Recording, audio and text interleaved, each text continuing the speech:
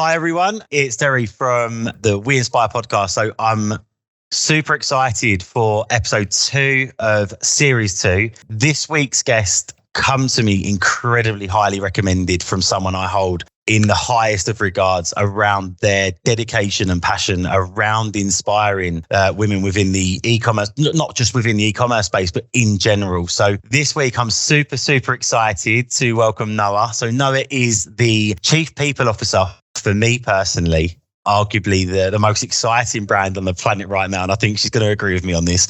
So the CPO of On. So Noa, thank you so much for agreeing to talk to me. Thank you for having me. Super excited. You're so welcome. As I mentioned, you were so highly recommended to me around the work that you're already doing, which we're going to give the listeners a little bit more of an insight to. And I'm sure they'll be as excited as I am. But before we go into everything, we always start every episode off with a quick fire round. So I hope you're ready. So let's go. So the first one, what's your go-to cocktail? I would say it really depends on the weather. So anything that is a bit bitter. So maybe an Aperol Spritz over summer, and then maybe a Negroni when it's winter and dark. So yeah, I would say something that is bitter. Can't go wrong with an Aperol Spritz, can you? If your life was a story, what would it be called? Ooh, maybe. It would maybe something around the word movement. I think physical movement and not physical movement, of course, very much related to On, but also to my personal life. So yeah, maybe the word movement. Okay, great answer. What was the last kind of TV show or movie that you watched?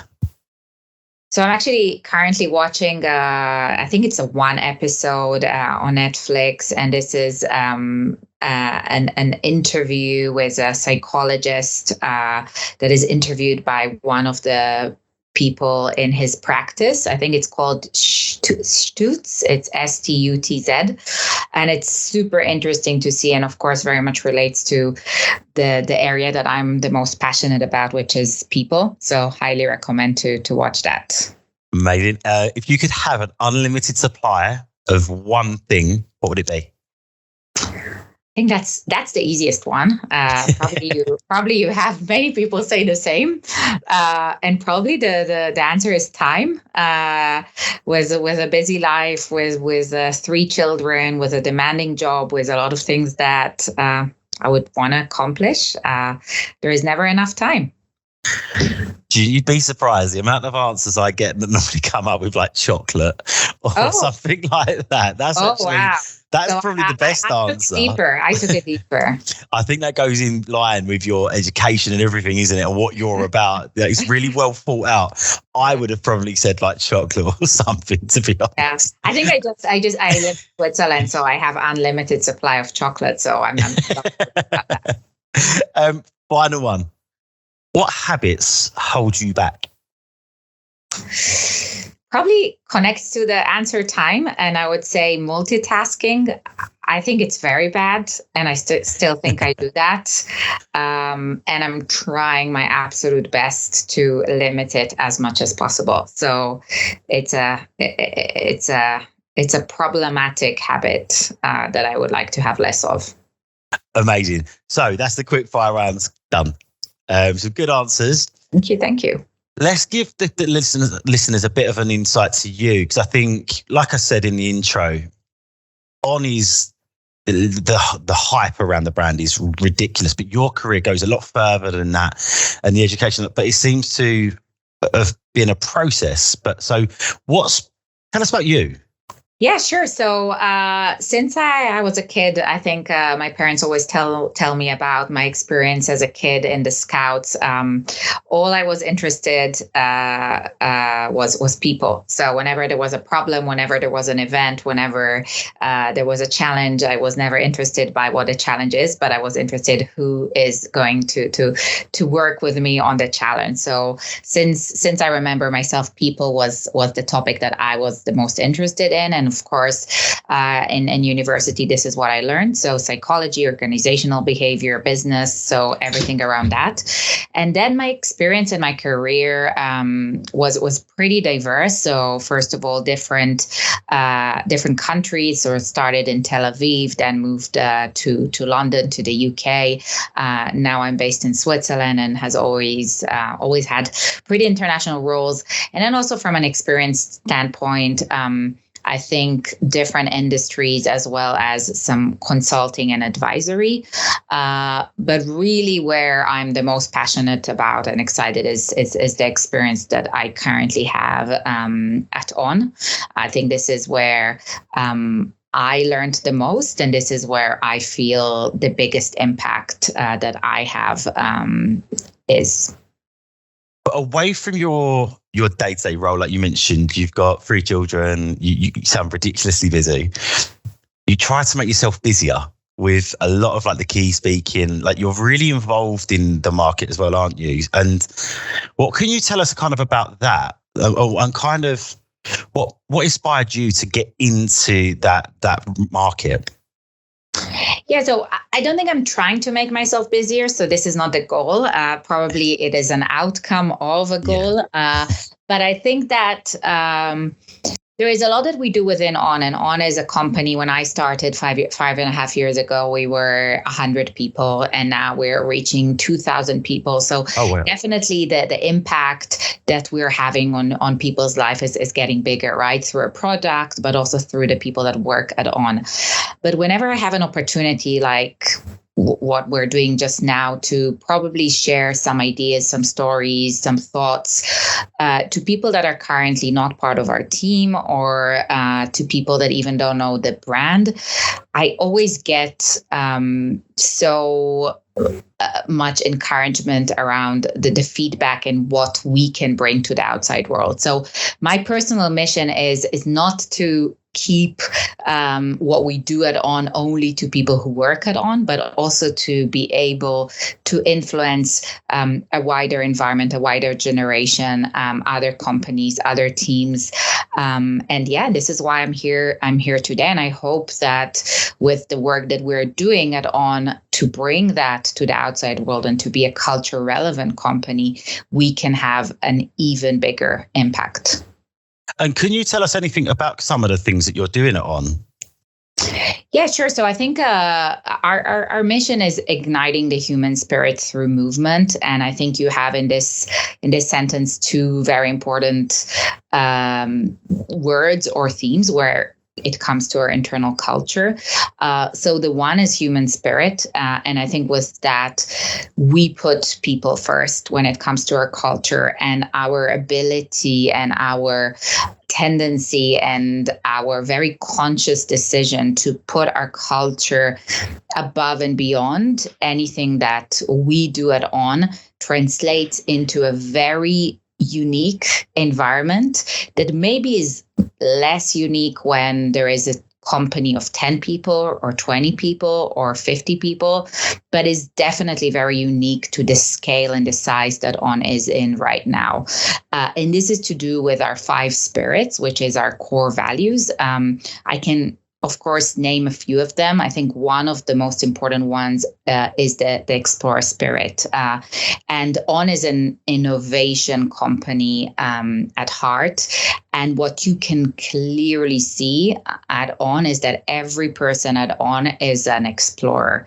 And what that means is that the ability to make decisions, the ability to act autonomously, the ability to challenge the status quo, and I would say it's not even an ability, but it's a requirement, is something that is core to our culture, and it's something that every person that works at On, no matter if it's an intern or a very senior person, no matter if it's someone that works in finance or someone that works in marketing, is feeling every single day.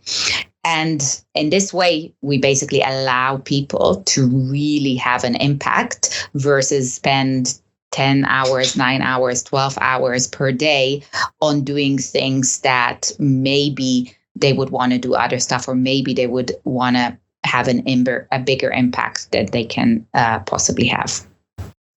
obviously a lot of the words that we're using is always around culture, isn't it? Yeah. And every time we're speaking to other incredible businesses, it's the key word that everyone wants to get right. And it's such a big task, isn't it? It is a really big, especially the growth that you guys have gone through it on to. I didn't know the stats were like that, 100 to 2,000. I knew the movement was big, but that's crazy.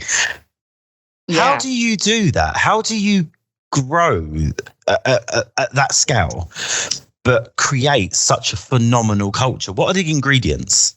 Yeah, so I think a lot of people ask me this question, and I would say if there is one thing that I'm super focused on is exactly what you're saying. And the good thing is that it's not only me that is focused on, it's of course the talent, the people team, but also every single leader at On. So the management team, the amount of time that the management team, the executive team is spending on culture and leadership and what we want or what we aspire to be as a company is an incredible amount of time. And this probably answers some of your question, which you need to be extremely intentional about it. If you think that you can have nice values that are written in a nice poster on some of the doors, or you call the different rooms by the name of the values, and you think that then this is the way that people would remember the culture, then this is not going to work. So you need to be extremely intentional about it, and you need to ensure that with every single action that you take as a company and as a team, you prioritize the culture. And what helps to do that is to always ask ourselves why. So why are we doing that, right? So you can come with 100 of different initiatives on the people side of the business, on the cultural side, but even on the business itself. And you can come with these initiatives, but if you don't stay true to the why, then the initiative can happen, but the culture is not going to stay as it is right now. So I think being very intentional and always starting from the culture versus from anything else is something that is extremely important. And then as a result of that, there are many things that you decide to invest in. So even when it comes to hiring, the investment that we have on hiring when it comes to culture, to really try and build teams that are diverse, build teams that are truly connected to our mission. This is something that we invest in a lot. Then the investment that we have on leadership is another topic where we feel we have a huge responsibility to build leaders in a way that can allow our culture to grow. And probably last thing is you always need to ask yourself what needs to change and what doesn't need to change in the culture as you grow, as you scale, and as you change. So an example that I have is that when we reached 1,000 people, I think it was around maybe a year and a half ago, I remember us sitting in a meeting and saying, okay, now we're 1,000 people.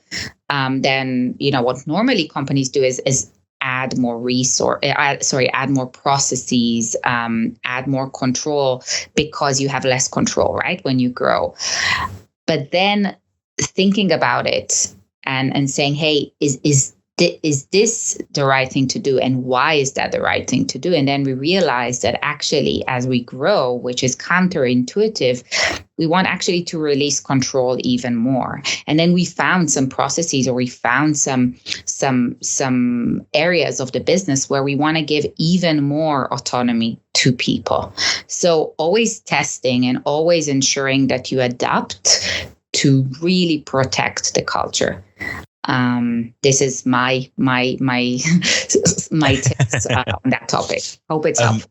No, it definitely will be. And look, like we've said, I don't know how many times I'm probably going to say this on this episode, is that the brand is been incredibly successful, and clearly culture has impacted that.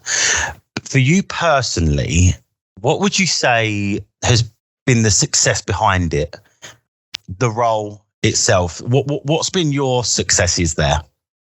the team has grown significantly, and maybe I can share like a moment that maybe will explain one of my highlights, or one of the things that I'm the most excited about, is that every year we have this global meeting where everyone from around the world flies in to Switzerland, and there are some special programs, and there is like a big keynote speaker. We introduced the new products. We talk about marketing, about our culture, brand, and usually I have a session on these days, and usually I stand on this big auditorium and see every person of the company, right, in the session. And when I started, it was 100 people, right, and now there are 2,000 people. And I remember last year, the crowd was huge. I was like, oh, wow, like this cannot be, right? The company is just so big. And I was expecting to stand on this stage and to probably see that the energy is not the same energy, and the appetite is not the same appetite, and something is different, because how could it be that 2,000 people are as engaged as 100 people, and that are so connected as it was 5 years ago? But I remember standing on that stage last year and really looking on people's eyes, these 2,000 people in the crowd, and you just still feel the energy, you feel the culture, you feel the spirits, you feel the mission, you feel that people are here for a reason that is beyond doing their day-to-day job. And I think these moments are the moments where I feel that we at On are doing something that is just so special. That's crazy. Not every career it's not all highs, as we both know. We'd love it all to be amazing, but I've always, when I've spoken to really amazing people, not just on this series or the podcast, but just in life, really, the best leaders I know are the ones that have had to overcome barriers and challenges. What kind of challenges have you had to face, and how do you face them? So I think one of the beauties of On, or I can argue it's a beauty, but maybe some people would not like that, is that they're constant challenges, right? So every day probably starts with a challenge and ends with a challenge, and this is part of my day to day, but it's also part of every person's day to day, because we give people missions, and part of their missions are challenges that they need to address, and challenges that they need to think through, and I'm the same. I started the day with a challenge, and I'm sure that I will end the day with a challenge. So probably the one thing I can say about it is that vulnerability to challenges and to mistakes, and to really open up on it, is something that helped me the most. So being vulnerable with your team, being vulnerable with your leader, being vulnerable with who you work with, and maybe being vulnerable as well with yourself, is something that is extremely powerful if you want to treat challenges as opportunities for growth, because then challenges will only be something you try to avoid unless you become very vulnerable to them. We're trying to inspire the future generation from this conversation. But who inspired you? Yeah, I think maybe some people have like that one person that inspired them. I don't think I have a person that inspired me, but I have to say I learn so many things from different people. So, if you start by the core, my family, right? So I have 3 children. Yep. The amount of times that I mention something that my 8-year-old daughter said, and I mention it in a team meeting, right? So like these small moments can inspire me, right? Or of course my husband, and then just truly people that I work with, and people that are that are part of my team. And I think for women also specifically, sometimes we look for that big book that was written, or we read articles and we try to understand what the secret is about women who are successful. I think sometimes what I say about is look left and right. There are so many amazing people that we just connect with every day. And the only thing I would say is invest in these relationships, because sometimes we're the barriers of ourselves in that. So really investing in these relationships is something that can absolutely help. Amazing. And a lot of the listeners that we're going to be speaking to, or I know I've spoken to a couple of people that have said that they're not confident to kind of come onto these podcasts because they've not really had access to information where they've been able to kind of gain insights to influence others. For any of the listeners that are super interested in kind of going down that route where they can get some mentoring and advisory, is there any kind of podcasts, any groups on LinkedIn? I mean, there's so many things available to people now, isn't there? What advice, or is there any kind of advice you'd give to them?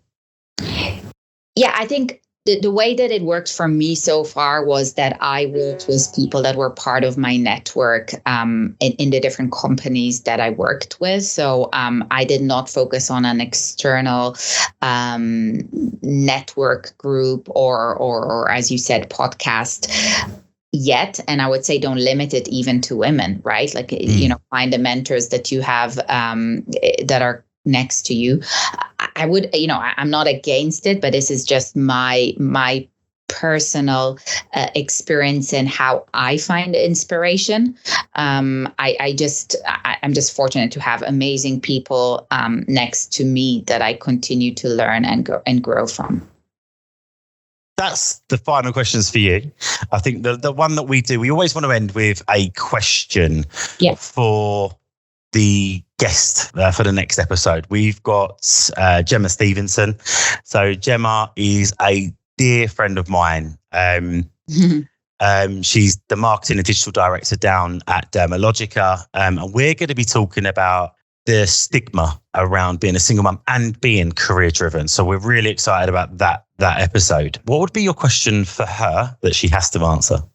I think, given, and you clearly see it in the conversation we're having, I'm super passionate about culture, and I'm super passionate about hearing from other people about the culture where they work at. So I would love to hear more from Gemma about the uniqueness of the culture at Dermalogica and how is it adapting as the company evolves. I think that can be an extremely interesting thing to learn more from Gemma about.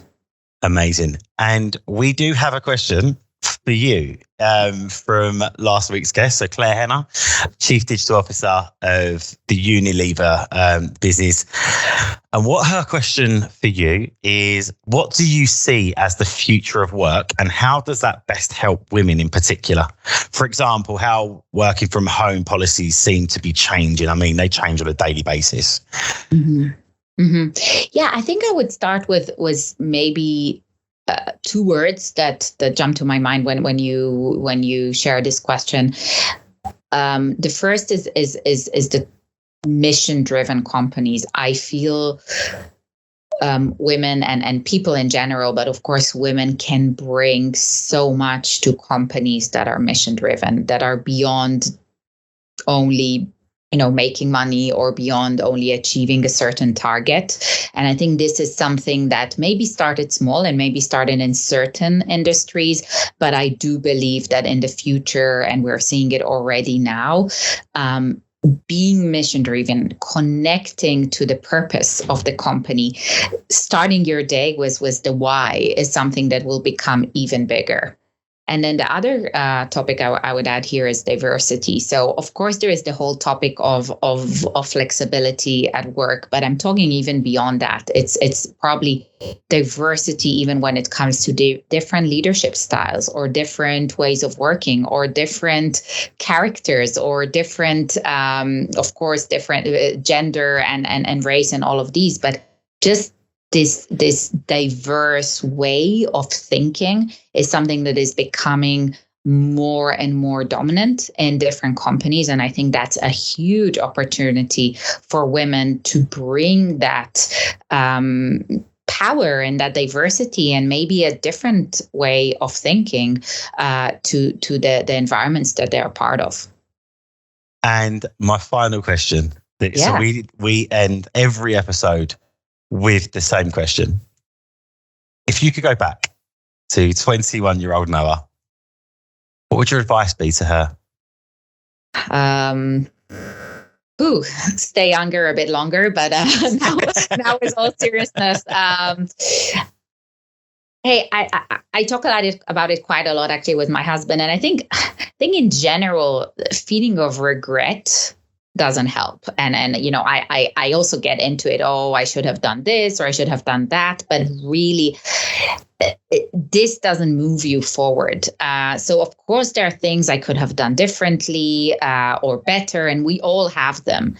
But actually, the only piece of advice that I would give myself when I was 21, and I'm probably still giving myself the same piece of advice, is to worry less about it. So worry less about what you didn't do or what you don't do, but rather care more about what you actually do and what you actually are part of. So I think this can elevate people's feelings and can also elevate the actual experience that people are having. Amazing. I think that's great advice. I think we could all take something from that. Yeah. Noa, thank you so much for joining us for this episode. I honestly can't say thank you enough. Thank you. So guys, next week we will be speaking with Gemma, where we've got an amazing question that she's going to have to answer. So Noa, thank you so much for your time. Thank you very much.